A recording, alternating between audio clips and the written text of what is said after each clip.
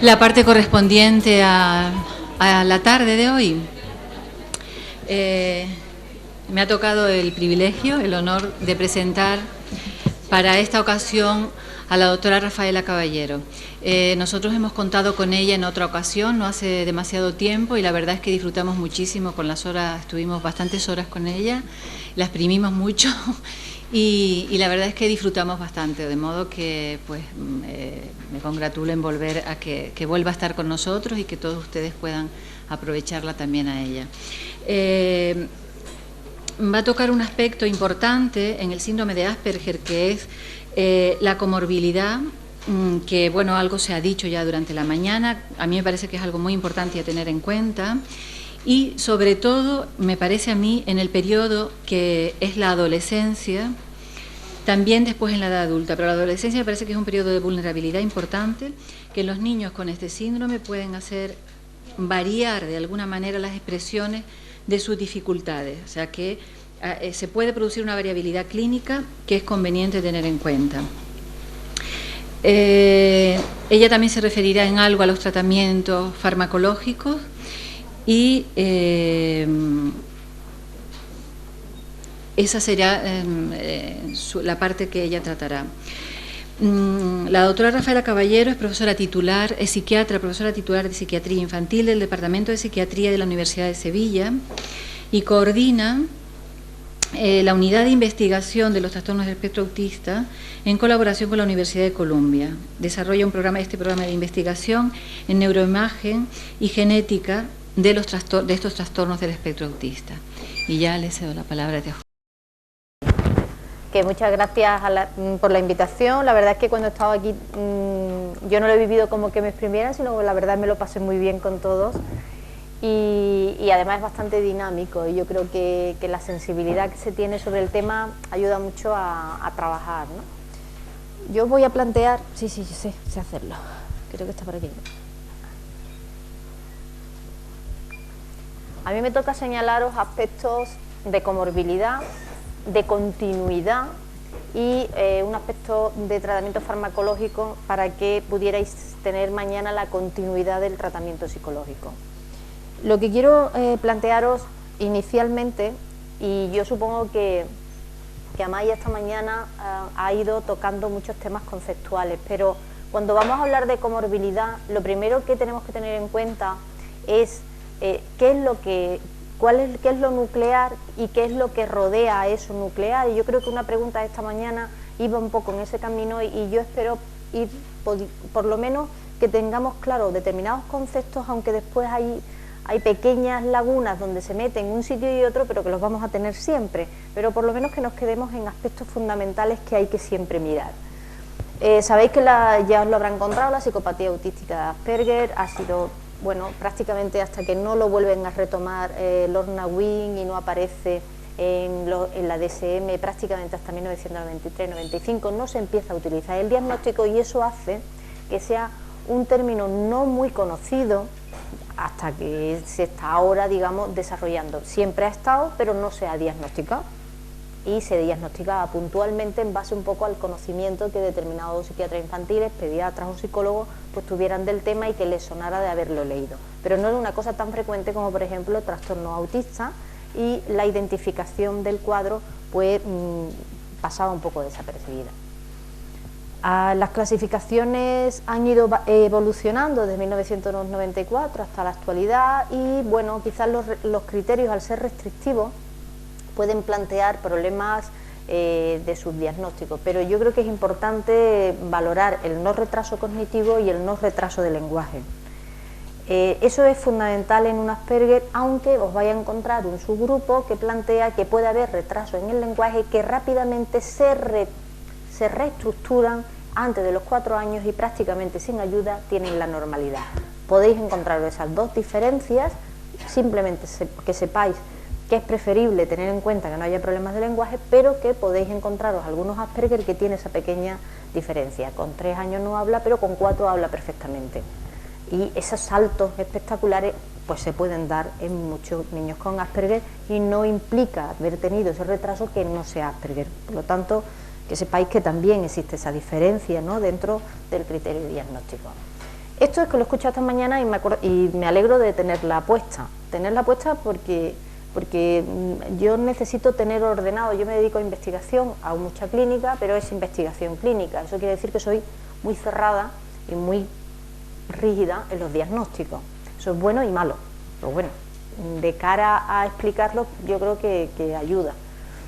El TGD, clásicamente, vosotros vais a encontrar en las clasificaciones clínicas, si cogéis la DSM-4, cogéis la CIE-10, os vais a encontrar un montón de trastornos, como ha explicado esta mañana Juana, que van a estar el autismo típico, el autismo atípico, el TGD no especificado, el trastorno de Asperger, el síndrome de Rett, el trastorno desintegrativo infantil. Esa es la clasificación clínica del TGD, tanto de la CIE-10 como de la DSM-4.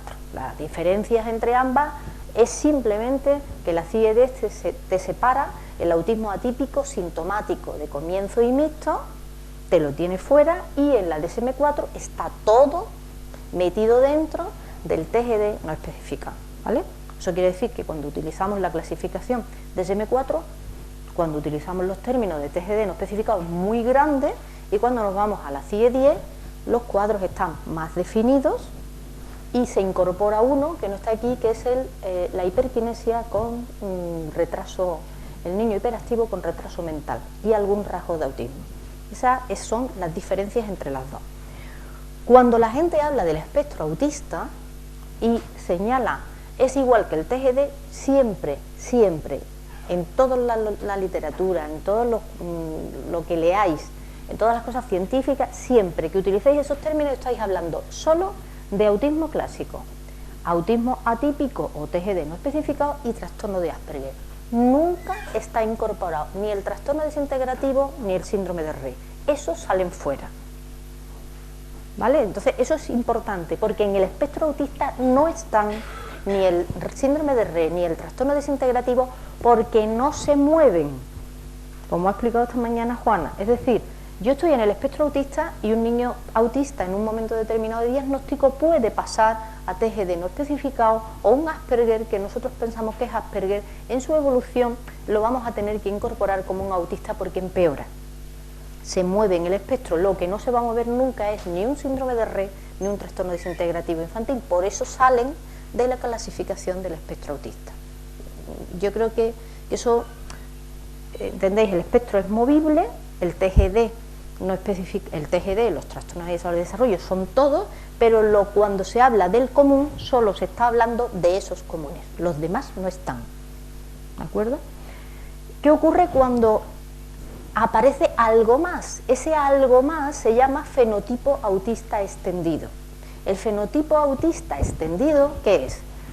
Esos niños con retraso mental, por esclerosis tuberosa, por todo lo que ha señalado esta mañana Laura, que tienen algún rasgo autista. No todos van a cumplir criterios de autismo ni TGD, pero tienen algún rasgo. Eso se llama fenotipo autista extendido de causa orgánica, por retraso mental o porque tengamos un trastorno del lenguaje tipo disfasia semántica pragmática o disfasia que no llega a tener todos los síntomas, o incluso el TDAH. ¿Qué ocurre? Empiezan las comorbilidades. Ahí en esos límites difusos es donde nos encontramos con los grandes problemas, porque ahí es donde están las comorbilidades. Los puros no tenemos ningún problema, el problema es los que no son puros. Eso es en general, ¿vale? Entonces, si este es el mayor problema que tenemos para el diagnóstico y es el TGD no especificado. Yo simplemente quería situaros un poco en el espacio para poder meternos en el Asperger, pero si no lo entendemos en el contexto es muy difícil que ubiquemos de qué estamos hablando, porque parece que es algo así muy simple, esto es así, y no, esto está englobado en un contexto bastante difícil de delimitar y que hay que tenerlo muy claro. Entonces, el TGD no especificado, que era ese cajón de Sánchez que la DSM-4 mete de todo, pues os encontráis, hay un modelo que a uno le sirve en la cabeza para decir el TGD no especificado que tiene, va a tener los retrasados y los no retrasados, ¿vale? Los retrasados, ¿quiénes son? los niños con hiperactividad, retraso mental y algún signo autista, donde vais a encontrar muchos cuadros genéticos, muchos cuadros dismórficos, muchos cuadros que se explican en este subgrupo, ¿vale? Son niños más retrasados y con un autismo más atípico, es decir, va a tener estereotipias o prácticamente eso es lo que van a tener, poco más. Alguna cosa de poca mirada, pero es distinto. Otro tema va a ser el autismo con retraso mental, es el autista que tiene un retraso porque a la vez que tiene su trastorno autista, pues por las razones que sea, tuvo un problema en el parto y tenemos asociado. Una cosa es causa de la otra, no, este sí que es comorbilidad puro y está ahí. Y arriba, ¿qué nos encontramos? Nos encontramos los de alto funcionamiento. Los niños que tienen rasgos de autista que no llegan a cumplir criterios, que les falta algún criterio y que además no son retrasados, son niños por encima de 70. Entonces, pues tenemos autismos de alto funcionamiento que no llegan a tener todos los criterios de autismo, que están ahí. Y otro grupo que parece que son Asperger, pero que le faltan algo que también está en ese TGD, no especificado alto. ¿Qué ocurre aquí? Ese grupo de ahí arriba es el que más problemas de comorbilidad da con las disfasias o con los trastornos específicos del lenguaje semántico-pragmático. Te los encuentras aquí y no sabes si estás hablando de un trastorno específico del lenguaje o de un autismo de alto funcionamiento porque no tienes claro dónde está. Ese es un problema y esos son los niños que se salen del espectro. Niños que se diagnostican y que al cabo de los 2 años dices tú, pues está muy bien, me he equivocado en el diagnóstico, o se ha movido. Los niños se mueven y ahora vais a ver en la literatura cómo hay aspectos donde los niños en un porcentaje se mueven, se van, se salen, hay un 10% y un 5% que desaparece la sintomatología, que por las razones que sea, evoluciona. Aquí es donde nos movemos realmente con las comorbilidades, aquí es donde tenemos mayores problemas. Cuando un cuadro es más fijo, tú tienes un Asperger muy puro y es hiperactivo, te da igual que sea hiperactivo porque tú ves el Asperger puro. El problema es cuando lo tienes aquí, que es donde tiene más complicaciones, ¿no? Bien, si queremos diferenciar los grupos en estos, ¿qué haremos? Pues el Asperger sería aquel que tiene más problemas motores, más problemas psicomotores, es más torpe. Aquel que tiene mejores habilidades de lenguaje y aquel que tiene un funcionamiento cognitivo más alto y donde además tiene una diferenciación entre su capacidad verbal y la cognitiva, está así, ¿vale? Este es el verbal y este es el manipulativo, está así. El TGD no especificado suelen tener más retraso en el lenguaje, más dificultades en el lenguaje y sus niveles cognitivos son un poquito más bajos. Y en el autismo de alto funcionamiento, aquí hay dos grupos, uno que diferencian el lenguaje y otros que no. Para mí sí hay una diferencia en el lenguaje, en el sentido de que no es tan torpe como el TGD no especificado, pero no tiene la habilidad lingüística de un Asperger. No hay diferencias cognitivas, son algo más bajos que los Asperger, sin llegar a tener los límites del TGD no especificado, y no tienen la imaginación que tienen el Asperger, y esto es importante, eso se da en el autismo de alto funcionamiento, la imaginación, la gran capacidad de imaginación nos va a ayudar mucho en el Asperger, porque el autismo de alto funcionamiento no tiene ninguna. Y tiene muchos problemas de imitación, y un Asperger puede tener problemas de imitación, le interese o no le interese, tiene capacidad. Otro tema es que no le interese, pero capacidad sí tiene. El autismo de alto funcionamiento no la tiene. Entonces, son elementos que te van a ayudar a situar en qué parte nos estamos moviendo, ¿no? Luego, aquí entre el Asperger y el autismo de alto funcionamiento, pues hay gente que se plantea que estamos entre el mismo cuadro, otros dicen que realmente lo que diferenciamos es la severidad, que el Asperger es el menos severo y el autismo de alto funcionamiento el más severo. Bueno, que sepáis cuáles son básicamente qué lo diferencia en la literatura y que a veces se utilizan prácticamente para hablar de lo mismo, aunque yo creo que en realidad no son lo mismo, pero esos son aspectos personales. Se dice que el Asperger tiene parte del espectro autista y parte del trastorno de personalidad esquizoide que iría a otra línea. Y en ese grupo, por lo tanto, dentro del Asperger yo me voy a encontrar dos grupos, uno más específico de autismo y otro más específico del trastorno esquizoide infantil. Uno es tiene unas categorías, unas características especiales, y el otro corresponde al que se llama el trastorno esquizoide infantil de Wolff. Eso, si uno se lee la DSM-4, la CIE-10, y se lee la letra chica de las clasificaciones y no solamente tiene esto, verá que dice, en el Asperger se incluye el trastorno esquizoide infantil. Luego, cuando tú diagnosticas un Asperger, si tú ves un trastorno esquizoide infantil, lo puedes incorporar a esa categoría porque está dentro. Tú eres el que tiene que saber clínicamente, que no es lo mismo la evolución de un trastorno esquizoide infantil que de un Asperger más puro, porque tienes que encargarte más de cuidar su ansiedad y su evolución, y en el otro tienes que cuidar otros aspectos de función ejecutiva y de estructuras cognitivas y de estructuras distintas. Entonces eso es lo que tú diferencias, eso es algo que tú tienes que saber, pero a nivel clínico puedes utilizarlo los dos, ¿vale? Es un poco la diferencia. Estas son las características del trastorno esquizoide infantil de Wolff.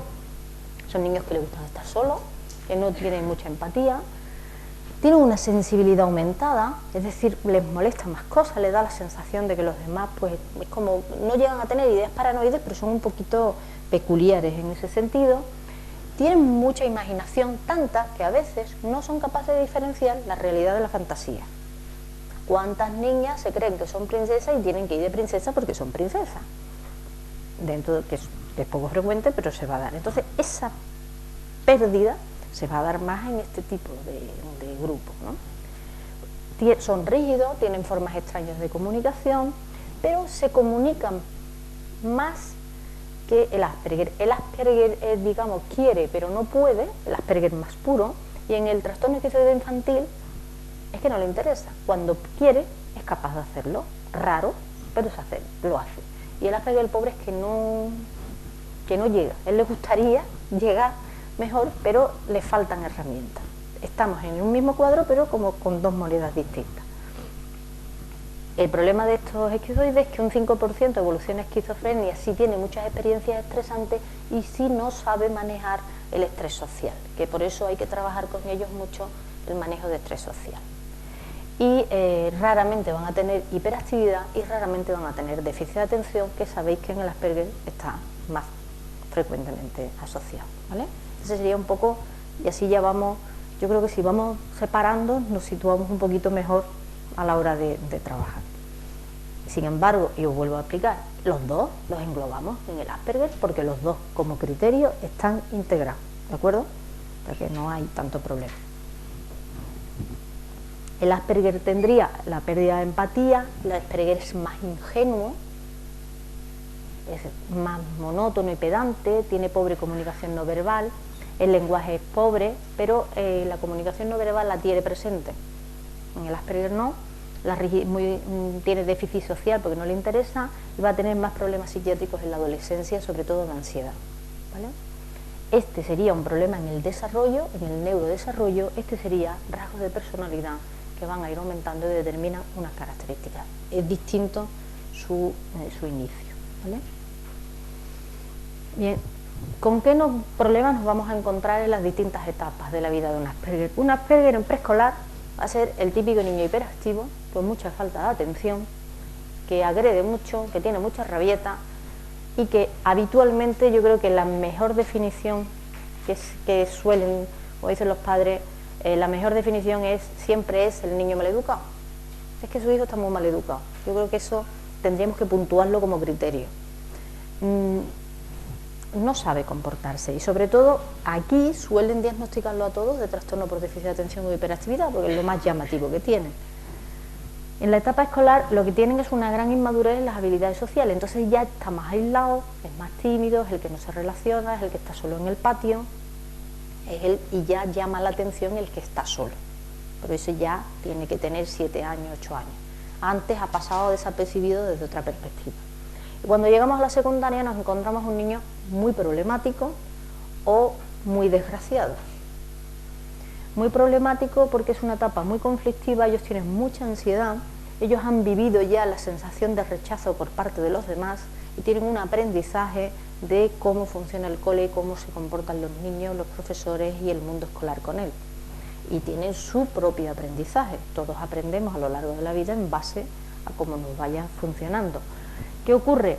Que nos vamos a encontrar, es una etapa de estrés, simplemente estrés biológico por cambio, el estado de desorientación y de confusión que tiene cualquier adolescente en un Asperger, pues lo tiene igual, solo que él tiene un problema añadido, que ya estaba confuso y desorientado en otros aspectos.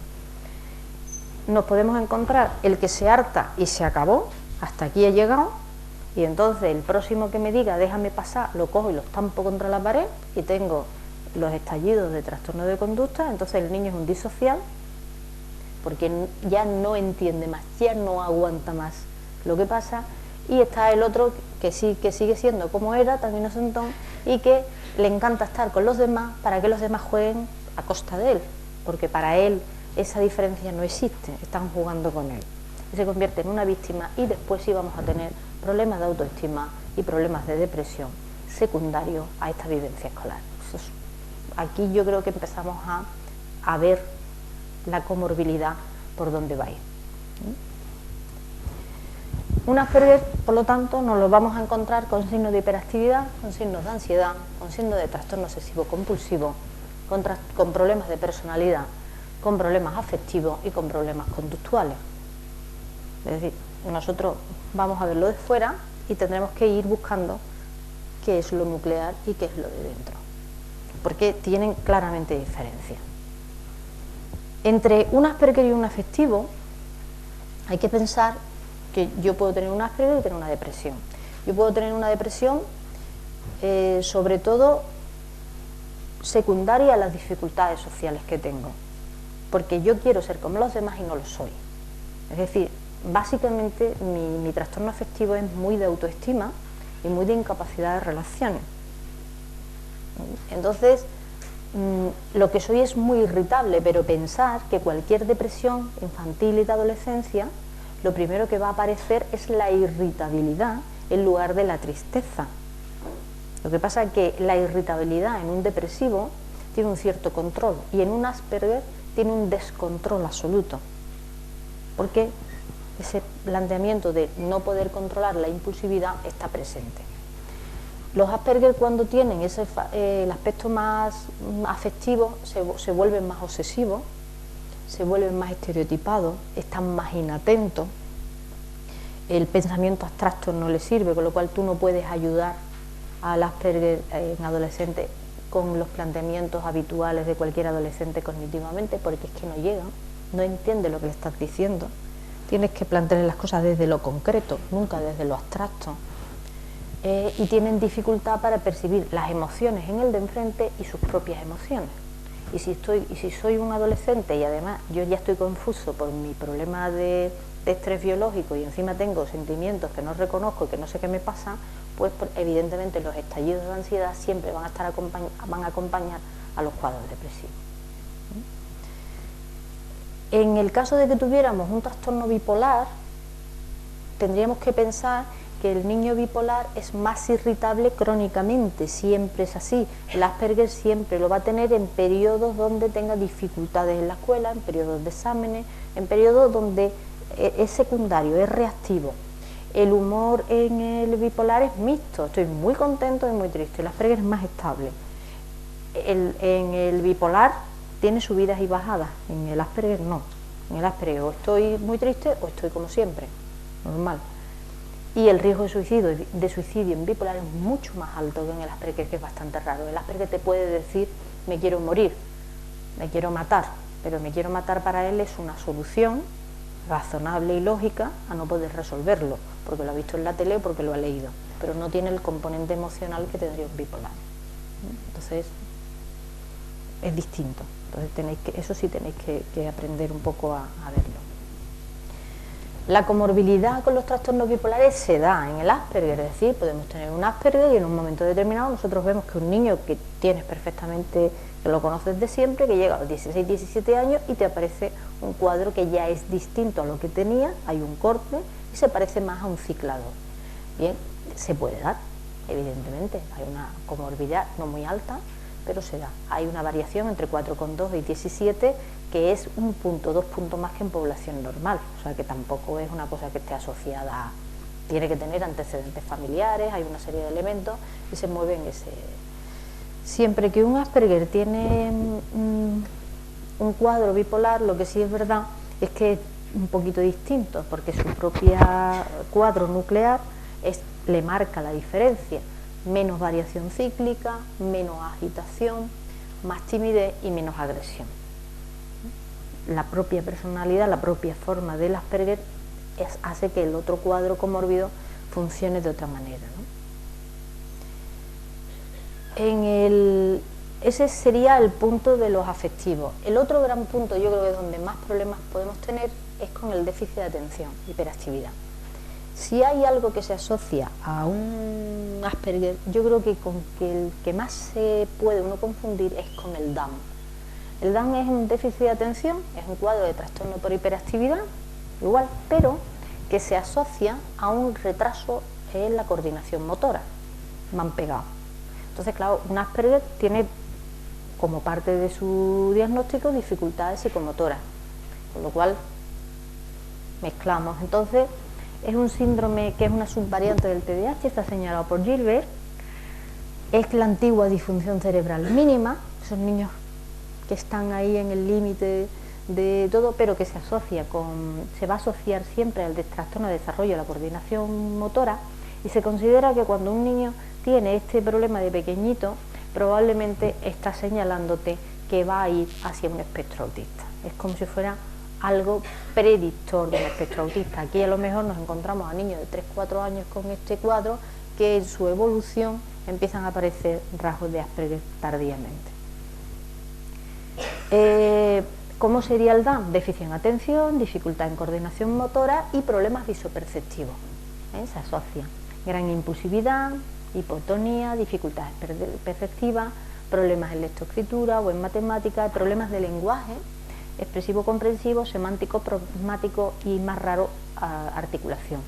Por eso, cuando nos encontramos un Asperger que ha tenido problemas de lenguaje, hay que ver cómo es, porque tendréis que empezar a definir si lo que está ahí es que es un autismo de alto funcionamiento y que tiene esas características. Entonces, tenéis sitio. Entonces, la prevalencia del DAM es muy baja, se da antes de los 7 años y la evolución es hacia otros trastornos psiquiátricos, sobre todo trastornos disociales y trastornos de la personalidad, tipo esquizoide, tipo esquizotípico. Con lo cual, parece que la hipótesis de que está provocado por afectación dopaminérgica, tiene trastorno de la función ejecutiva, está más en base a qué es lo que pega más con el espectro autista que otro grupo. Ese sería un poco la línea, la afectación, por tanto, de hiperactividad, de impulsividad y del déficit atencional. Sin embargo, en la evolución, el DAM disminuye la impulsividad, disminuye la hiperactividad, baja la autoestima porque es consciente de que es distinto y se mantiene el déficit atencional. En el espectro autista aumenta la impulsividad, disminuye la hiperactividad y el déficit atencional también, más o menos, es algo que se va a mantener, no va a cambiar. En el TDAH, ya más específicamente, el lenguaje expresivo, en el espectro autista puedes tener afectación del expresivo y sobre todo del comprensivo, más que del expresivo, porque son niños que hablan muy bien, pero problemas comprensivos. En el TDAH el lenguaje tiene dificultades pragmáticas, pero fijaros cómo es distinto. Cuando tú haces un estudio de lenguaje en niños con TDAH, niños con espectro autista, el niño muchas veces con espectro autista, si el nivel de alto funcionamiento y en algunos Asperger no entiende la pregunta, porque es muy literal. Aquel que no le responde o le da lo mismo, no responde. O si hace pregunta, interrumpe para poder, y eso porque su cerebro va tan rápido que le está interrumpiendo. Aquí no tenemos respuesta, no hay comprensión, allí sí hay comprensión. Ese siempre va a tener respuestas alternativas. Si no se equivoca, busca una alternativa. Este no va a tener respuestas alternativas, lo que sea se lo sabe bien y si no, nada. Solo aprende las respuestas normales y esas son las que dice. Aquel no va a aprender las normales, él siempre va a ir. Los hiperactivos tienen una capacidad para eso mucho mayor y además, como va pensando y va saltando, te va a decir y no sigue la instrucción. El Asperger te va a seguir la instrucción al pie de la letra. Un TDAH no te sigue la instrucción, un Asperger estará dando saltos, mirando a la luna de Valencia, que tú le das la instrucción y se entera perfectamente de la instrucción. Un TDAH no. A pesar de que los dos en ese momento, en el momento que tú estás trabajando, tienen el mismo déficit de atención. Eso tenéis que valorarlo, porque marca la capacidad cognitiva de captar, ¿no? Y además el orden, ¿no? La atención del TDAH es muy dispersa, el espectro autista la atención es deficiente pero no dispersa. Vamos a ver, el espectro autista o el Asperger no está aquí, allí, aquí, allí, está en aquello que le interesa. Punto. El déficit de atención e hiperactividad no es capaz de mantenerse en un sitio porque recibe tantos estímulos y quiere captar tantos estímulos que no lo controla él. No puede detenerse. A este es que no le interesa. Él elige en base a su interés, a su motivación. Entonces, parece que no puede filtrar todos los estímulos y en este lo que está claro es que probablemente los estímulos, aunque lleguen, él no es capaz de filtrarlos dentro. Es distinto. Los planteamientos son diferentes. La cualidad de la atención es distinta. Los dos tienen déficit de atención, pero, y después vais a ver cómo en el tratamiento no responden igual, porque estamos con trastornos atencionales o con cualidades atencionales diferentes. El TDAH es rechazado, es molesto, no es que no tenga dificultades, es que los niños le tienen miedo, porque como arrasa, pues los niños se acerca, se relaciona, tiene menor autoestima, no controla el impulso, no sabe relacionarse, transgrede las normas, pero por su impulsividad. En el Asperger no siempre le interesa, no se acerca, se relaciona poco, se aísla, tiene dificultad para entender las normas, pero porque se las tienes que explicar, no es que transgreda, es que no las entiende. Y además no tiene dificultad de autoestima secundario a no poder entender el mundo en el que se está moviendo. Cuando tú a un Asperger le explicas perfectamente las normas y el mundo donde se mueve, se sitúa bastante mejor y funciona bastante mejor. Y eso no es algo, esto lo vamos a dejar que es demasiado, y eso no es algo que podamos conseguir sin más en un hiperactivo. Entonces, eso sería un poco todos los aspectos de comórbido. En la estabilidad del cuadro, en la continuidad del cuadro, lo que se ha visto es que, acordáis que os planteé antes el espectro autista. Bien, el autismo, los niños que se diagnostican con 4 o 5 años y a los 5 años se vuelven a hacer, son estudios longitudinales, lo que se plantea es que el autismo es estable en un 83%, muchos autistas se mueven en el espectro autismo atípico un 16%, se sale del espectro un 1%, ese grupo que se va, que os dije está pegado ahí al lenguaje y se va. Y eso es un poco, fijaros en el Asperger. En el Asperger la estabilidad es un 75%, algo más baja que en el autismo, pero bastante estable también. Es decir, cuando yo soy Asperger, sigo siendo Asperger a los 5 años, no voy a cambiar, pero el 11% puede salir del espectro, probablemente porque estamos con ese grupo de trastornos de personalidad que si lo trabajo, lo saco fuera. Sin embargo, también es cierto que hay un 10% que va para atrás y se empieza a aparecer conductas más rígidas, más autísticas. Se mueve hacia el autismo, un 4% del autismo típico. Se abre más en su continuidad, empiezan a aparecer otros signos, a diferencia del autista, que parece que es más estable y se mueve menos. ¿Cómo evoluciona? Fijaros que hay para mí un aspecto importante entre el autismo de alto funcionamiento, que hemos visto que es muy parecido, y el síndrome de Asperger, que es la evolución de su inteligencia. El autismo se deteriora y el Asperger sigue subiendo a medida que el aprendizaje sea el correcto. Luego es muy importante a nivel escolar darle adecuadamente toda la información, porque estamos subiendo capacidades cognitivas y por lo tanto estamos planteando una funcionalidad futura mucho mejor. El autismo se va deteriorando porque las capacidades que tiene son menores. A medida va siendo mayor, que tenemos que subir el dintel, no llegan porque les falta la estructura inicial es más. Entonces, si en un Asperger al inicio, si os fijáis, está la mayoría entre 85 y 114, cuando al cabo de los, me parece que son de 5 años, el 68% está ahí. Los que estaban por debajo de 70-84 ya han subido, y los que están por encima ya de 115 a 129 siguen subiendo, van adquiriendo conocimiento y van mejorando toda la estructura. Fijaros en el autismo, el porcentaje mayor está inicialmente en ese grupo de 50-84, y fijaros cómo ese grupo de más alto funcionamiento empieza a irse hacia atrás, hacia niveles más retrasados, porque estamos moviéndonos de forma distinta, vamos creciendo, necesitamos otras estructuras cognitivas, trabajamos con aspectos que no son capaces de conseguir, pero en la clase sí.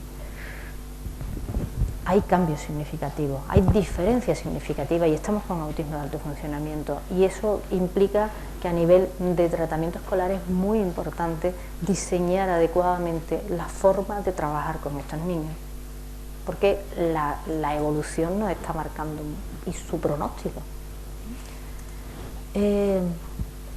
La mayoría de los estudios se han señalado pues que en un Asperger un buen pronóstico, que es prácticamente una normalidad, se va a conseguir en niños diagnosticados con 5 años hasta 9, un 35%, o un 26 o un 22%, que es bastante alto, puesto que un buen pronóstico en autismo no hay.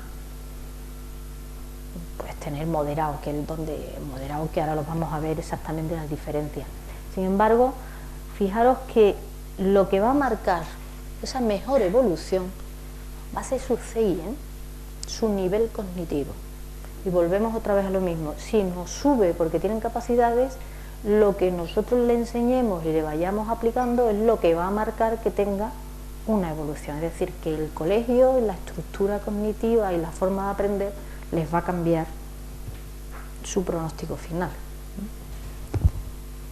Estos son los estudios que se han hecho de evolución psicosocial en grandes grupos diagnósticos ya desde niños a la edad adulta. ¿Qué es lo que nos encontramos? El grupo esquizoide de Wallace, los trastornos esquizoides, esto que os he señalado, lo que van a tener es un 50% comorbilidad de trastorno depresivo en la adolescencia, y un 75% evolucionan a trastornos de personalidad esquizotípica, porque básicamente llegan a eso. Por eso era importante, porque era el grupo que estaba peor. Tienen peor ajuste sexual y laboral, porque a nivel de pareja, pues, aunque tengan distinto. Los estudios de Asperger tienen una alta comorbilidad en adolescencia, con ansiedad, con TOC y con depresión. Los autismos de alto funcionamiento, pensamientos bizarros, ansiedad generalizada y conductas mucho más estereotipadas. Y la mayoría, lo que sí está claro es que todos, si os fijáis, todos presentan en la adolescencia un 50, un 65% de trastornos comórbidos con otros trastornos psiquiátricos. En autismo de alto funcionamiento, en Asperger. Es decir, llegamos a la adolescencia y las cosas se nos complican mucho. No es que el cuadro nos evolucione, es que todas las dificultades que el niño ha tenido de aprendizaje del día a día y de su evolución en la adolescencia le dan la cara. Porque la adolescencia tiene pocos recursos para asumir todos los cambios que eso conlleva, por lo cual es algo que hay que prever antes de que ocurra. En los estudios longitudinales, pues estos son estudios ya de 20 años también, y lo que se vio un poco, bueno, cuántos consiguen trabajo, cuántos consiguen vida independiente, ¿no? Entonces, los estudios más modernos de Söderlund señala cómo el 64% son gente se ha diagnosticado más pronto, han trabajado mejor, han tenido adaptaciones escolares, ayudas, terapias especializadas, y el 64% consigue una vida independiente y un 70% consigue un trabajo independiente. A diferencia, si os fijáis, de arriba, que era un 30 y un 40% de 1985-1989. Es decir, cuando se trabaja son claramente cuadros que tienen evidentemente un agradecimiento, si lo podemos llamar así. Entonces, está muy relacionado, si os fijáis, con los CIs. Son CIs normales, tanto uno como otro, y sin embargo con un CI normal, tanto el de Rumsey como el de Söderlund, CI iguales, fijaros las diferencias de vida independiente y de trabajo con respecto a unos y otros. Y recordar también una cosa, a nivel de educación, el 33% consigue educación superior, solo un 33%, los demás bajan, ¿eh? Hay una situación, por ejemplo en Lasser y Morrison, ellos se plantean, también tenían algunas dificultades, pero es que esto está hecho en Suecia y en Escandinavia. En Escandinavia tienen un programa de apoyo laboral prácticamente desde el principio, y van apoyando a los chicos con Asperger hasta que consiguen tener una vida independiente y entonces dejarlos solos. Claro, ese apoyo, evidentemente, pues, para esto. Nosotros estamos ahora mismo, yo creo que en 1985, por ahí, y ya llegaremos, pero no estamos todavía en el 2007 de los escandinavos, seguro. En los estudios, en los individuos, pues fijaros el estudio de Söderlund, buena evolución un 27%, regular un 47% y mala solo un 24%. El estudio de Madgo, que es 1999, que es autismo de alto funcionamiento, fijaros, a diferencia del Asperger, 74% mala. Es que cambia, es que no tiene nada que ver. Es que es distinto. Entonces es importante no equivocarnos en autismo de alto funcionamiento y Asperger y no mezclarlo, porque las expectativas son diferentes y hay que trabajar ya. Yo creo que el problema que tiene trabajar dentro del trastorno de espectro autista es que como tienes que ir 5 años por delante, no solamente estás trabajando aquí, sino que ya estás preveyendo qué vas a hacer dentro de 2 años, qué colegio va a ir, dónde es las posibilidades, y tienes que ir adaptando el programa todos los años, poco a poco, y estructurando dónde lo vas a hacer y cómo va a trabajar, y utilizar el área de interés para que ese sea su trabajo, porque así sabes que va a funcionar muy bien.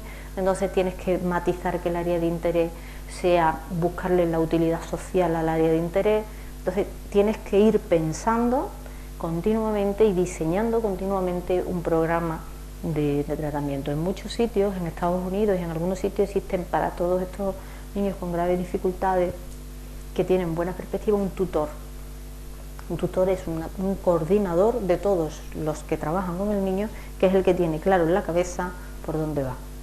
Nosotros trabajamos, como antes se ha señalado aquí, trabajamos a parcelas, pero hay que unificar, porque si no se estructura, no se hace un programa integral, consensuado, que es el que precisamente da al niño esa salida, ¿no?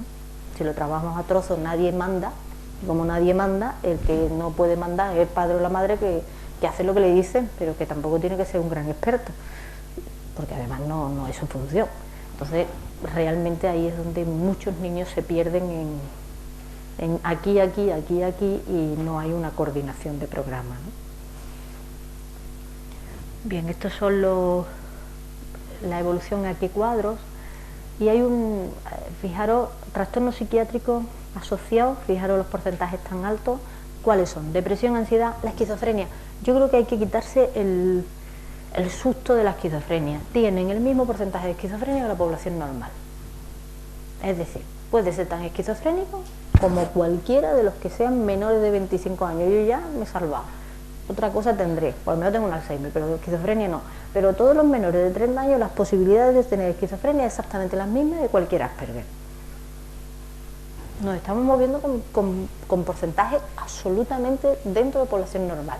Otro tema es el esquizotípico.